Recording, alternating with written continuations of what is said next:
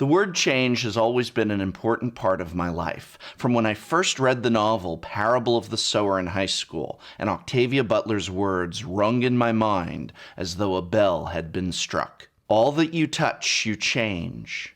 All that you change changes you. The only lasting truth is change. God is change. At age 18, I boarded the Greyhound bus from the smoky hellhole that was my life, born and raised in Los Angeles, and I traveled to Northern California to attend community college. I didn't know what I wanted to do with my life, but I knew that I wanted to do it far from LA. From there, I transferred to San Francisco State University, and from there to graduate school at the University of Arizona.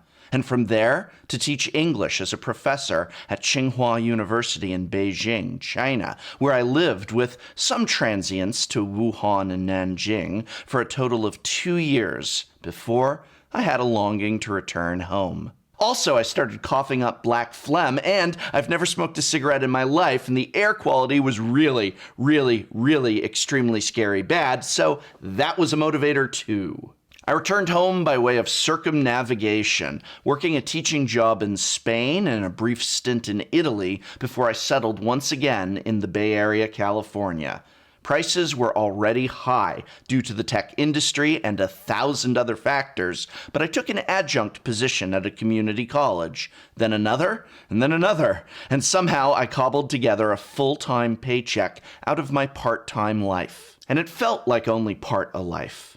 I remember one day not too long ago arriving early for class when I looked up at the tall campus trees, blue sky beyond, and I thought to myself, I'm only in my mid-30s. In 10, 20, 30 years, I'll still be coming here to this college, standing in this spot, teaching the exact same classes and lessons to thousands upon thousands of unaging faces. My son will grow up, he'll leave home for college, and I'll still be here, stagnant in a job with no room for advancement, no days off, no health care.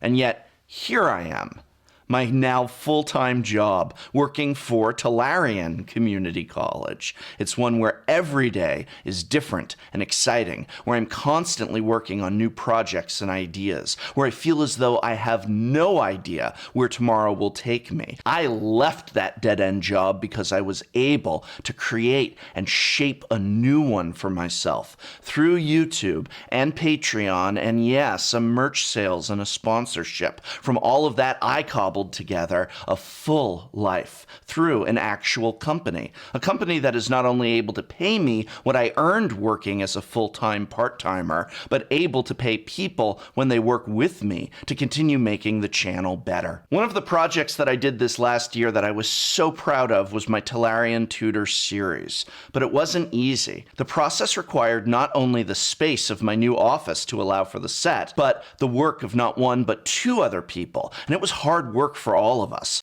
Tolarian Tutor episodes begin development with me and my professional consultant, pro player Emma Handy, sitting down to what is usually a 2-hour Skype call where we discuss a topic like mana curve or building limited mana bases. I come prepared with a lot of questions, and she comes prepared with a lot of initial comments, and together we have a kind of private classroom session in which we discuss the topic at length. Again, like I said, it's usually about 2 hours. All of this is recorded. Then my script supervisor, Michelle Rapp, has the incredibly difficult job of listening to our session, transcribing it, which by itself is a daunting task. She then puts her amazing skills and talents together to organize the free-form discussion we had into something that can become a script. Categories, sections, clarifying lessons, contacting Emma for examples, almost as if she takes our 2-hour conversation and crafts an essay from it with evidence, points, and illustrations. I could probably take all the final scripts I have and make an actual textbook at this point. And all of that is just to make one episode. I think we have something like 17 now. This isn't work that I can ask these talented people to do for free. I pay them for their work, for their time and effort and skill, just as I pay the cosplayers who appear in my skits or the guest writers and collaborators that I work with. The money that I make from YouTube and merch sales and my sponsor and my Patreon doesn't just get dropped in my pocket, despite what some might think. It goes into Tolarian Community College. It pays for the equipment, the cameras, the microphones and lighting and soundboards. It pays for the talent I collaborate with. It pays for my supplies to review. My Ultra Pro sleeve review from a few weeks back, those weren't review samples. I very rarely get samples for review. Rarer and rarer, the harsher and harsher my criticism is. So for that video, I spent literally $200 on card sleeves, so as to buy 2 packs of each guild symbol for testing and display in the video. It doesn't make anywhere near that much in return in terms of YouTube ad revenue. Wizards sends me nothing. I pay for every product I review, nearly every gaming accessory. These are all the things the income that goes into the company goes towards. And yeah, I pay for the office lease too. You know, when I first made that leap towards the blue skies of full-time content creation, a leap that was made possible in no small part due to my Patreon, a site that allows people to support Tolarian Community College with their generosity and donations, a lot of people called attention to the fact that I live in one of the most expensive areas in, well, the world, San Francisco Bay Area. My rent is considerably higher than most of the world. My cost of living also so. And when I went out looking for an actual office to work out of instead of my miserable basement, I found that office leases were outrageously high as well.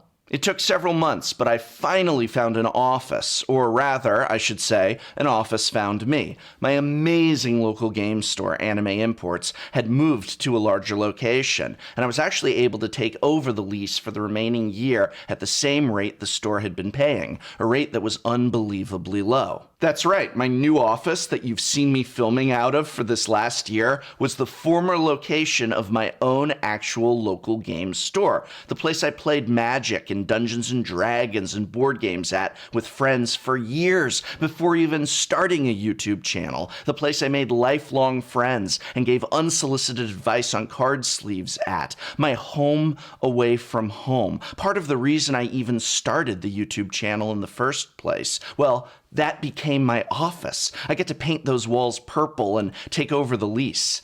I thought there was a beauty to this. It felt right.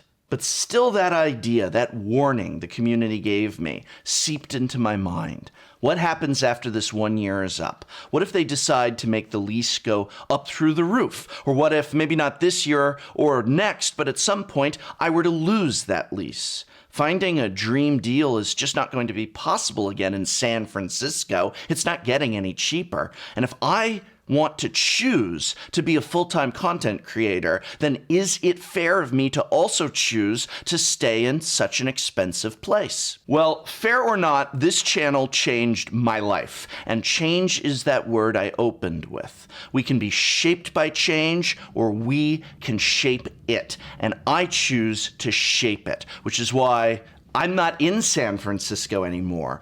I left.